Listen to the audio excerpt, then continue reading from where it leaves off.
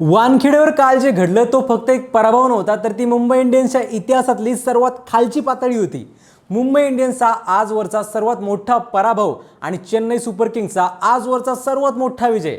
IPLचा El Clasico सामना म्हणजे चेन्नई विरुद्ध मुंबई 23 एप्रिलला खेळवला गेला, तेही रोहित शर्मा आणि महेंद्रसिंग धोनी यांच्याशिवाय। पहिल्यांदा बॅटिंग करताना चेन्नईने संजू सॅमसनच्या शतकाच्या जोरावर 206 रन्स केले। आता वानखेडेवर 200+ रन्स चेस करणं तेही सेकंड इनिंग्समध्ये म्हणजेच अगदी सोपं आहे। मुंबईने सीझनच्या पहिल्याच मॅचमध्ये केलं सुद्धा होतं, पण मुंबई इंडियन्स अक्षरशः 104 वर ऑल आउट झाली। सगळेच फॅन्स कन्फ्यूज झाले की नेमकं यावेळी चुकलं तरी कुठे। तर सगळ्यात पहिला फॅक्टर म्हणजे संजू सॅमसन।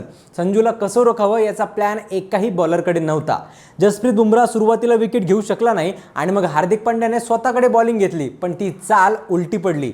फक्त 2 ओव्हर्समध्ये 38 रन्स गेले।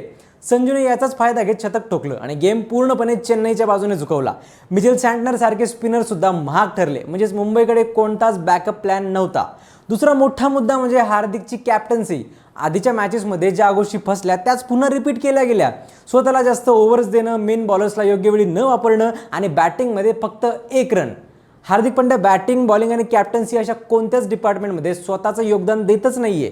आणि तिसरं सगळ्यात धक्कादायक कारण म्हणजे मुंबईचा बॅटिंग कोलॅप्स। 84 वर चौथी विकेट पडते आणि 104 पर्यंत संपूर्ण टीम आउट होते, म्हणजेच फक्त 20 रनमध्ये 7 विकेट जातात। एकूणच पाहिलं तर ही हार फक्त स्कोअर कार्डवरची नव्हती, तर स्ट्रॅटेजी, कॅप्टन्सी आणि एक्झिक्युशन या तिन्ही लेवलवर झालेली एक मोठी चूक होती। आता प्रश्न असा आहे की अर्धा सीझन संपल्यावर तरी मुंबई काही ठोस निर्णय घेणार आहे का? तुम्हाला काय वाटतं? कमेंट्समध्ये नक्की सांगा आणि फॉलो करायला गावबत्ती।